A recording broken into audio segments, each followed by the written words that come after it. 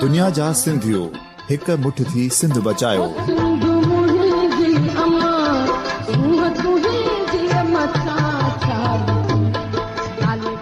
सिंध जो क़ौमी आवाज़ radio voice of Sindh London.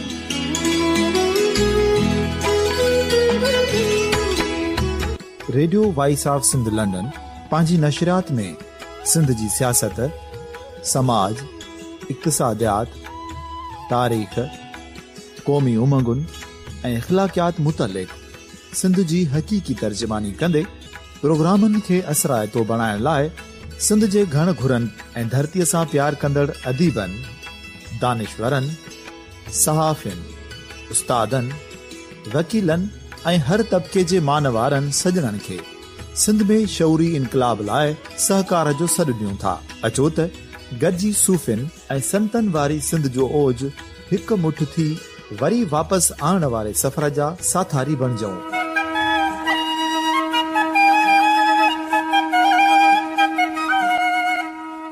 हिक नए सुबुह जी शुरूआत जो पड़ाॾो घर घर, ॻोठ ॻोठ ऐं शहर शहर ताईं पहुचायो। शाल सिंध आबाद ऐं ख़ुशहाल थिए, सिंधी माण्हू सुखियो ऐं सताबो थिए।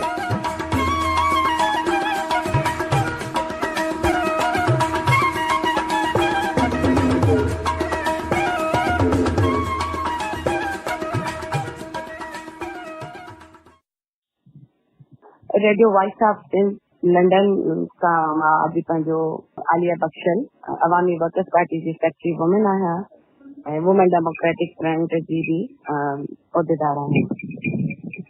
मां सिंध जी इलेक्शन खे कीअं थो ॾिसजे, असांजे समाज में जहिड़ी तबकाती मतभेद मौजूदु आहे उनमें इन इलेक्शन खे जंहिंखे असां जमहूरियत चऊं था उनखे वेलकम कंदे हिकिड़ी गवर्नमेंट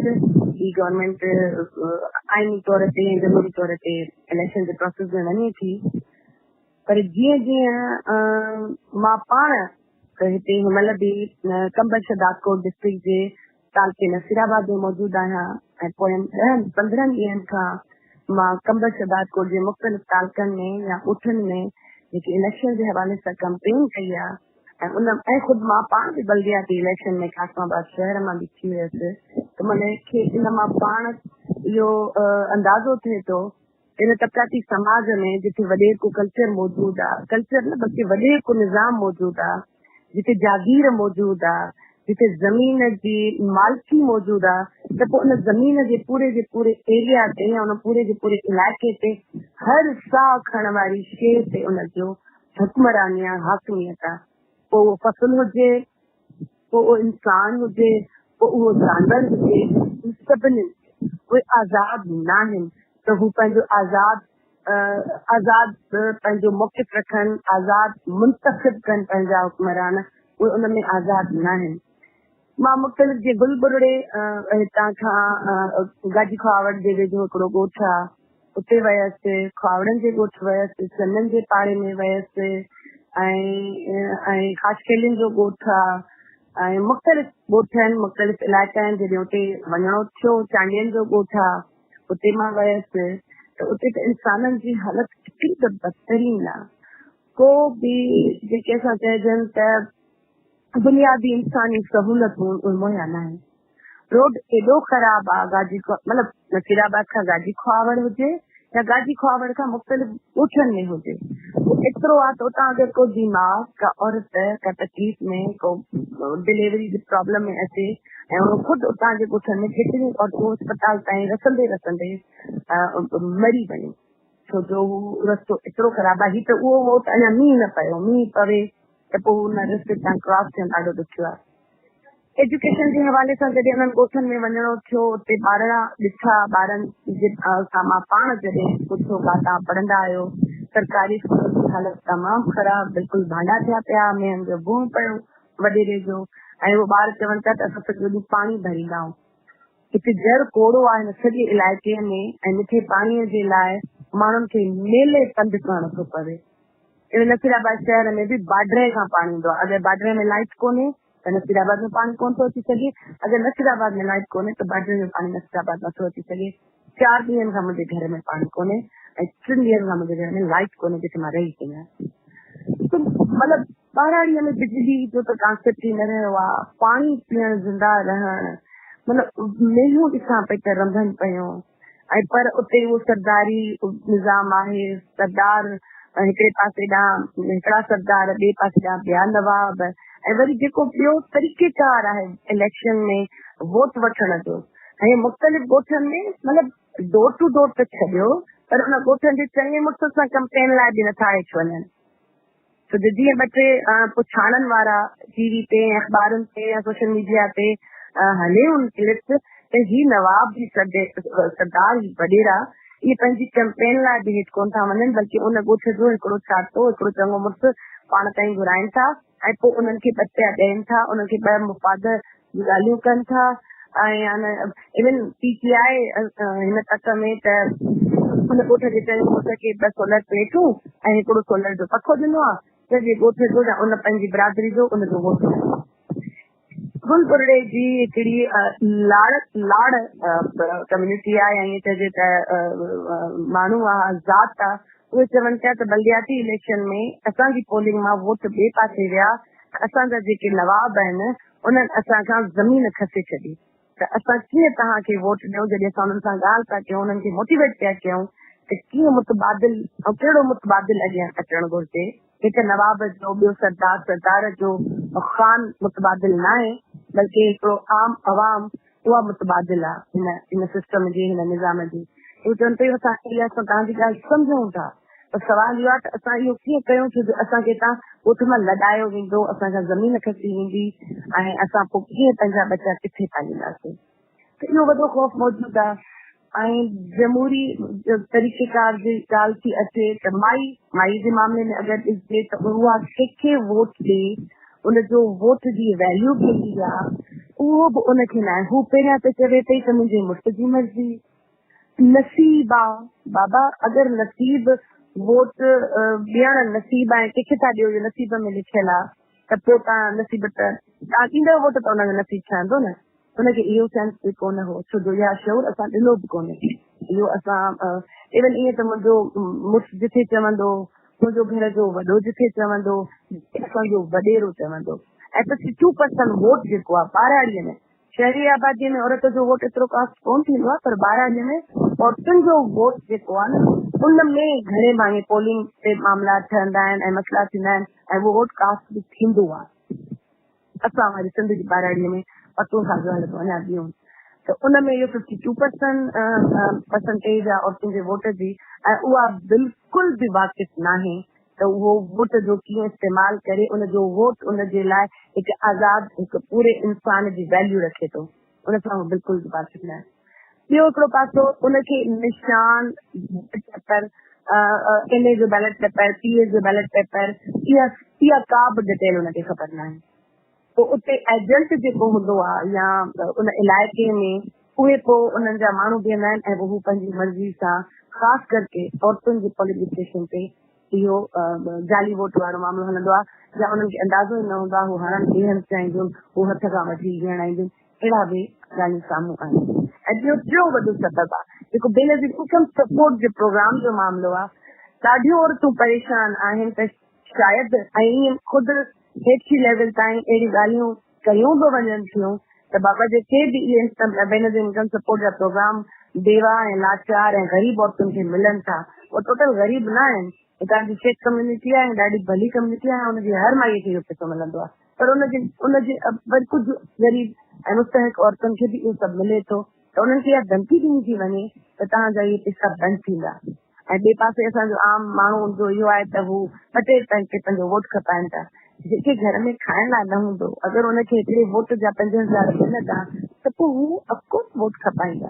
छो जो मायूसी एॾी थी रहे, हिकु माण्हू खे कुझु न मिले, पाणी माण्हुनि वटि कोन्हे, लाइट माण्हुनि वटि कोन्हे, स्कूल कोन्हनि, सिहत कोन्हे.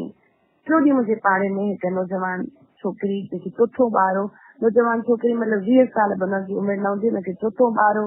हिते को ग़रीब माण्हू सीज़र कराए न पिया सघनि, उहा माई मरी वई.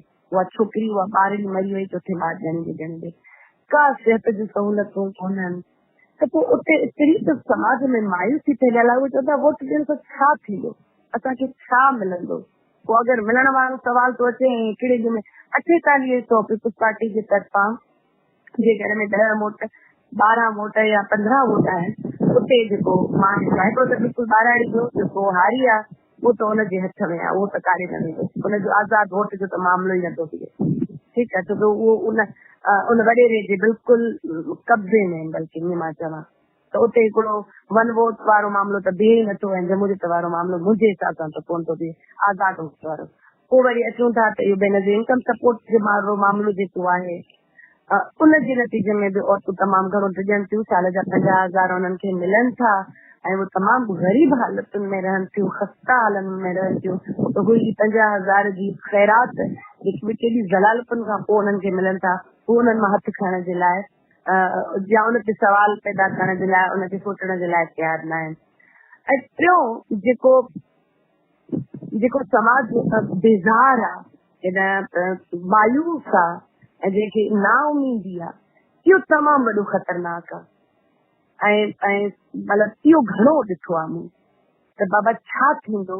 पहिरियां आया उन्हनि छा कयो, ॿिया ईंदा, हिकु बेइतमादी पंहिंजे पाण ते त कुझु न थींदो, ऐं हिन समाज ते इहा बेइतमादी मायूसी इहा बि घणी ॾिठी वई, ऐं उहा बि ख़ासि करे माइनि में हुई त कुझु न थींदो, का तब्दीली न ईंदी, छा थी सघे थो, पहिरियां आया छा मिलियो, हाणे ईंदा त असांखे छा ॾींदा, असां वोट न ॾींदासीं। इहा तमामु घणी ॻाल्हि जेकी बहरहाल इन 203 जंहिंमें 3 तालका था अचनि, उनमें जेतिरो बि अर्सो ख़ैर मूं डोर टू डोर बि चवां ऐं मुख़्तलिफ़ ॻोठनि में बि चवां कंपेन कई आहे, मतिलबु कुझु त अहिड़ा इलाइक़ा आहिनि सिंध 21वीं सदी में था रहूं, तव्हांखे मां ॾिसी मां हैरान थी वेंदी आहियां। राति जो मां जॾहिं वेंदी हुअमि, सम्झ न ईंदो आहे त पाण अञा कहिड़े समाज में जीऊं था, कहिड़नि हालतुनि में जीऊं था। 15-15 ॿार, 20-20 ॿार माई मरण जहिड़ी हालत में, का ज़िंदगी जी सहूलियत न, पर को बि इन ते असांजी हुकूमत को बि मामलनि जी ॾिसे कोन थी त सिस्टम हले कीअं थो। हिते जागीर वारो इलाइक़ो आहे जो तमामु वॾो, उते 2-3 ॻोठ आहिनि, उते त कैंपेन जो तसवुर ई न आहे त को उन वॾेरे ऐं उन जागीर जो जेको चङो मुद्दा उन इलाइक़े में वञी को एजेंट बीहारे सघे, को बि पॉलिटिकल पार्टी जो, छो उहो सरदार जेको आहे नवाब जंहिं पॉलिटिकल पार्टी सां गॾु बीहंदो आहे, त पोइ का बि पॉलिटिकल पार्टी खे एतिरी हिमत न आहे त उन इलाइक़े में कैंपेन करे या उन इलाइक़े में पंहिंजो को एजेंट बीहारे। मतिलबु कमर शहदादकोट जूं 500 खां मथे ॿुधाइनि था पोलिंग स्टेशन आहिनि, तंहिंमां 600 पोलिंग स्टेशन इंतिहाई हसास आहिनि। उन मां तव्हां अंदाज़ो लॻाए सघो त पाण कहिड़े समाज में जी रहिया आहियूं, पाण कहिड़े समाज में, किथां हिन समाज मां इहा मायूसी ख़तम थींदी, इहो कीअं थींदो, कीअं मुतबादिल पैदा थींदा। छो जो मुतबादिल बि पाण जॾहिं जॾहिं ॻाल्हि रखिजे त जहिड़ी GDA जी सूरत में थी अचे, पीपल्स पार्टी जो मुतबादिल GDA बिल्कुलु बि न आहे, या PTI बिल्कुलु बि न आहे, उहो बि सरदार आहे, हू वॾेरो आहे। हिते PTI में आखिल चांडियो आहे ऐं होॾां बुरहान चांडियो, उहो चांडिया सरदार आहिनि जिन जा कुझु असे तव्हांखे पहिरियां बि ख़बर पई हूंदी त 3 मर्डर थी विया मेड़ वारा। हिकिड़ो ग्रुप आहे चांडियनि जो सरदारनि जो, हिकिड़ो ॿियो ग्रुप आहे सरदारनि जो, त इहे ई सरदार वॾेरनि जो मामिलो आहे। तो जेसिताईं मां हिकु सियासी वर्कर जे हिसाब में सम्झां थी, जेसिताईं जागीरदारी रहंदी सिंध में, वॾेर को निज़ाम सिंध में हलंदो, त इन असेंबलियुनि में बि उहे ई वॾेरा पंहिंजी पावर में जी सूरत में ईंदा, जॾहिं पंहिंजी पावर पॉलिटिक्स में उहे ई ईंदा ऐं उहे ई असेंबलियुनि में बि चूंडी बि ईंदा, त पोइ हेठि समाज जी हालत बद खां बदतरीन थींदी थी वञे। ऐं तव्हां वेझड़ माज़ी में ॾिठो त सिंध में जेको दरिया जी हालत आहे, हे असांजो सॼो बेल्ट आहे राइट बेल्ट। तो हिमल ताईं कंहिं बि इलाइक़े में हिमल ताईं अञा बि रुंबो न थियो आहे।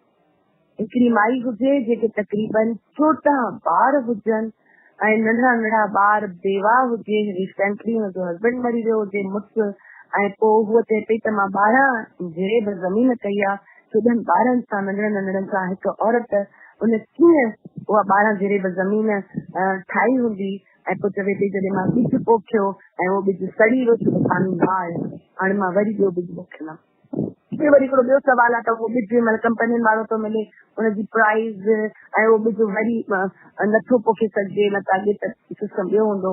ऐं वरी उहा ॿुधाए पई त केतिरो ख़र्च हारी करे थो ऐं मोटर ते असांखे छा छा मिले थो ऐं ख़ुदि उन्हनि जी हालतूं ॾिसी उन्हनि जे घर वञी पूरो थांब उन्हनि जे घर में कोन हुया जंहिंमें हू असांखे थधो पाणी पीआरे सघनि या असांखे उहा खटूं बि पूरियूं उन्हनि जूं सही न जिते हू असांखे 2 मिंट असां साह पट ते वेही सघूं। ॾाढी बदतरीन हालतुनि में सिंध गुज़ारे थी, सिंध जो आवाम गुज़ारे थो। 75% मेल न्यूट्रिशन जी शिकार अगरि औरत आहे त मां अखियुनि सां ॾिठी आहे। इन हिकिड़े ज़िले में जॾहिं मां कंपेन लाइ 3 ॻोठ रोज़ हूंदी आहियां त मूंखे बाक़ाइदे पंहिंजी अखियुनि सां नज़र ईंदो आहे त केतिरा ॿार अफ्रीका जे पोलियो सटियल खटुनि ते पिया रोईंदा आहिनि उन गंदगीअ में। उहे मायूं वाकई में मेल न्यूट्रिशन जी शिकार जेके आहिनि मां पंहिंजे अखियुनि सां ॾिठियूं आहिनि, मूं पाण तस्वीरूं कढियूं आहिनि। मूंखे इहे हालत थी त असां जेसि ताईं हिन जागीरदारी मतिलबु बीडीए जो मंशूर अखबारुनि में बि आयो त असां 20 एकड़ ज़मीन हारियुनि में विराईंदासीं त पोइ छा बीडीए जा जेके नवाब सरदार वॾेरा पाण बिछाइनि छा उहा पंहिंजी ज़मीन थींदा? उहा ज़मीन किथां ईंदा जेके बेज़मीन हारियुनि में उहा ज़मीन विराईंदा? त इहे मंशूर इहे ॿोल इहे ॻाल्हियूं ज़रूर कनि था पर उन्हनि खे कहिड़े तरीक़े सां कंदा। असांजी पार्टी जो रहियो आहे पहिरें ॾींहं खां मौक़िफ़ त लैंड रिफॉर्म अचणु घुरिजनि, छोजो असां बुनियादी इहो ई सम्झूं था त असां ज़रई इलाइक़ो आहे सिंध, हिते जेसि ताईं लैंड रिफॉर्म न थींदा बेज़मीन हारियुनि खे ज़मीन कोन मिलंदी, ख़ासि करके उनमें औरतुनि खे उहो इख्तियार कोन मिलंदो। तेसि ताईं असां वटि इहा जमहूरी सियासत जेकी आहे उन जमहूरी सियासत जो उहे बुनियाद जेके असां चऊं उहे ओड़ा न हूंदा जेको डेमोक्रेसी जा बुनियाद हुजणु घुरिजनि या जमहूरियत जा बुनियाद हुजणु घुरिजनि त हर माण्हू तोड़े औरत तोड़े मर्द आज़ाद हुजे पंहिंजो अॻवाण मुंतखिब करण लाइ। हिते त मुंतखिब थियल अॻवाण आहिनि, बसि हिकिड़ो ई उहो ड्रामो हूंदो आहे ऐं उहो वञी ठपो हणणो हूंदो आहे ऐं उहो उन खां पोइ बि पोलिंग स्टेशन ते छा थींदो आहे ऐं हसास कहिड़ियूं पोलिंग स्टेशन उहे ख़ुदि तव्हांजे पंहिंजे इलेक्शन कमीशन इन्हनि ख़ुदि तव्हांजे पंहिंजे इलाइक़े जा सरकारी इदारा ई ॿुधाइनि था त उन्हनि जी हालत छा आहे। तो पोइ बि हिकु उमीद आहे ऐं इहो ई इलेक्शन जो प्रोसेस आहे जंहिंमें समाज में माण्हू पंहिंजी ॻाल्हि पंहिंजो मौक़िफ़ माण्हुनि ताईं पुॼाए थो। इन जे करे असां बीठा आहियूं, असांजे सिंध में 4 साथी बीठा आहिनि, सांगण मां साथी बीठो आहे, पीएस ते सखन मां साथी बीठो आहे एमए जी सीट ते ऐं इहे कंबर शदारपुर मां गॾु साथी बीठा आहिनि। पीएस ते कामिल सिंगार नारी हू पाण हिकिड़े नंढड़े कारखाने में कोहियत आहे, 12,000 महीनो हुन जी पघार आहे। ॿियो असांजो एमए ते बीठो आहे कामिल ज़ुल्फकार बिरोई जेको हिकु प्राइवेट स्कूल में टीचर आहे ऐं कोहियत ऐं नज़रियाती साथी आहे। ऐं असां सॼी सिंध जा साथी कराची खां हैदराबाद खां सभु हिते मौजूदु आहियूं। मां पाण हिते तक़रीबन 20-25 ॾींहंनि खां मौजूदु आहियां ऐं डोर टू डोर वर्क कयूं था। माण्हुनि में मुतबादिल कीअं पैदा करे सघिजे थो इन ते ॻाल्हि ॿोल कयूं था। मुंहिंजी आवाज़ मां बि तव्हांखे अंदाज़ो हूंदो ऐं इन्हनि माण्हुनि खे सवाल पुछण जी सघ पैदा करण जी कुवत पैदा थिए उन ते ॻाल्हि ॿोल घणे भाङे रखंदा आहियूं। ऐं इहो त तव्हांखे जेको मिले थो या सपोर्ट प्रोग्राम जा पैसा हुजनि, तव्हांजे टक में हिकिड़ी घिटी हुजे, नाली हुजे, कोई स्कूल हुजे, कुझु बि अगरि तव्हांखे मिले थो त उहो तव्हांखे ख़ैरात न बल्कि तव्हांजो हक़ मिले थो हर कैंडिडेट खां। पोइ हुनमें असां ई छो न अवामी वर्कर्स पार्टी छो न हुजे, तव्हां असां खां पुछो त तव्हां अगरि चढ़ंदव त पोइ असांजे कहिड़ा कहिड़ा हक़ तव्हां पूरा कंदव। छो जो असां तव्हांखे मुंतखिब कयूं था, असां पंहिंजी हुक्मरानी जॾहिं तव्हांखे ॾियूं था त तव्हांजा कहिड़ा फर्ज़ आहिनि ऐं तव्हां असांखे मोट छा ॾींदव। इहो पुछण जी सघ पैदा कयो पाण में। हक़ सम्झो पंहिंजो त हिन समाज में असांजो हक़ कहिड़ो आहे, हिन रियासत खां हिन निज़ाम खे बहितर बनाइण में पंहिंजो कहिड़ो किरदारु अदा करणु घुरिजे। इन ते घणे भाङे ऐं ख़ासि करके औरतुनि में मुंहिंजी ॻाल्हि ॿोल घणी थींदी आहे। इलेक्शन जो ई मौक़ो आहे त असां पाण बि सियासी जमायतूं एक्टिव थींदा आहियूं छो सॼे समाज में इन ते ॻाल्हि ॿोल थींदी आहे। इहो माहौल हूंदो आहे जंहिंमें तव्हां इहे ॻाल्हियूं करे सघो असां भले न खटूं पर अगरि समाज में इहे 4 ॻाल्हियूं जेतिरो थी सघियो, जेतिरी असांजी सोच आहे उहा उन नतीजे में असां माण्हुनि ताईं मुतबादल छा मुतबादल थींदो आहे, उहो कहिड़ा तरीक़ेकार आहिनि पंहिंजी माण्हुनि खे अवेयर या माण्हुनि खे सघ या माण्हुनि जी जेकी उम्मीद उन्हनि जी ख़तम थी उम्मीद पैदा करण जो अगरि किथे बि थोरो बि कमु थी सघे त असां पंहिंजी एनर्जी हुन में ॾींदासीं। ऐं उनजे लाइ पाण बीठा आहियूं।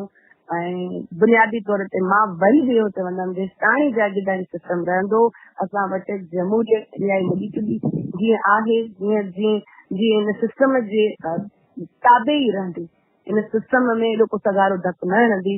हिकु अधु साथी अगरि नज़रियाती या अवामी सियासी मथे चढ़ी बि वियो त उन सां को एॾो वॾो मां नथी सम्झां त फर्क़ु ईंदो। पर इहो बि हिकिड़ो मोर्चो आहे, इहो बि हिकिड़ो मज़ाहमत ऐं अवामी सियासत जो डग आहे। ऐं असां एज़ अ सियासी माण्हू थी इन डग इन अवामी मोर्चे ते बि बीठा आहियूं। ऐं तव्हां सभिनी साथियुनि जी बि जेके सिंध खां ॿाहिरि उहे बि पंहिंजी सिंध जी हालतुनि खे, छो जो पाण चङे इलाइक़े में चङी जॻह रहण सां इहो बिल्कुलु बि मुमकिन न आहे त पोइ जेके ख़राब हालतूं आहिनि उन्हनि खां असां अखियूं ॿुधे सघूं। बिल्कुलु पाणीअ जी ज़रूरत छा हूंदी आहे, मां हैदराबाद में रहां थी, उते बि पाणीअ जो क्राइसिस मौजूदु आहे, पर हिते पाणीअ जी वैल्यू छा आहे त मूंखे अंदाज़ो थिए थो। जॾहिं 4 ॾींहंनि खां मुंहिंजे घर में पाणी कोन्हे त मूंखे अंदाज़ो थिए थो त पाणीअ जी उहा वैल्यू छा आहे।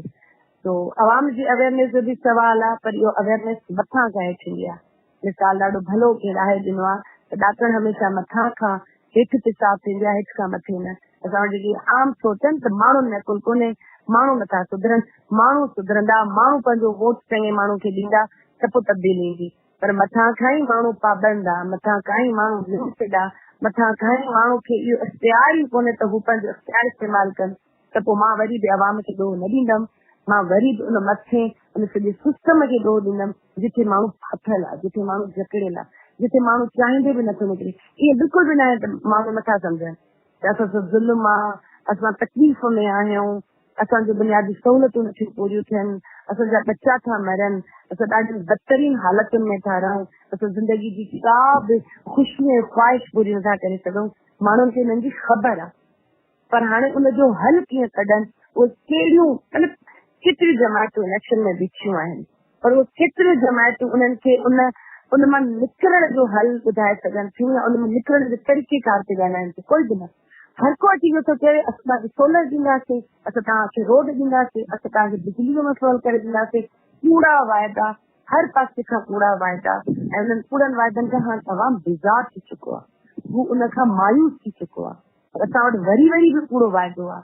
इहो न त तव्हां पंहिंजो पाण इन्हनि मतिलबु सुठो अवामी मज़हमती सियासत कयो ऐं न पुराणो सुठो दुनिया में तारीख़ मौजूदु आहे, न ग़ुलामी सुठी आहे, जागीरदारी समाज जॾहिं यूरोप जा टुटा आहिनि विढ़िया आहिनि। ऐं जॾहिं माण्हू मायूसी मां निकिरंदा त ज़रूरु माण्हू विढ़ंदा, ऐं माण्हू जॾहिं ख्वाब ॾिसंदा त असां इन इलेक्शन जे प्रोसेस में असांजी पार्टी बीठी बि आहे। उहा बिल्कुलु हुनजो मक़सदु के हिकु अधु जॻह तां खटण बि आहे ऐं खटी करे उहा अवामी मुतबादिल पाण खे साबित करण बि चाहे थी। पर हुन सां गॾोगॾु इन इलेक्शन जे इन अमल में इन्हनि ॾींहंनि में असांजो बुनियादी मक़सदु इहो बि आहे त असां अवाम खे उमेद पैदा करायूं, अवाम खे या अवाम जिथे जिथे सभु पुॼी सघूं था उनखे ख्वाब ॾिसणु सेखारियूं त जीअं हू सुभाणे पंहिंजी जदोजहद सां उहे ख्वाब साध्या करे सघनि। मुंहिंजो बुनियादी मक़सदु या असांजो बुनियादी मक़सदु इहो ई आहे त अवामी मज़हमती सियासत अवाम जा नुमाइंदा जॾहिं इन्हनि असेंबली में ईंदा त उहे अवाम जे मसइलनि ते बुनियादी तौर ते उनखे हल बि करे सघंदा ऐं सम्झी बि सघंदा। महिरबानी।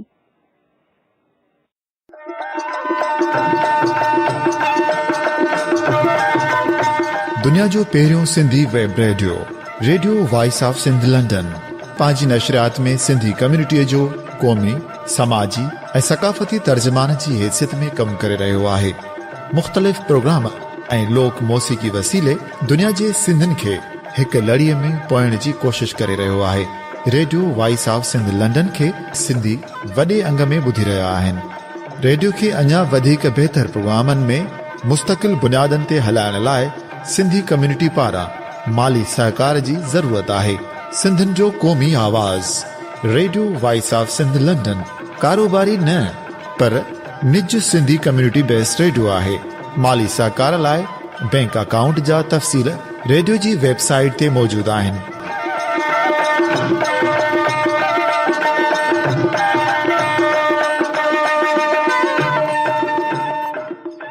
अवां जी समातुनि ताईं radio voice of Sindh London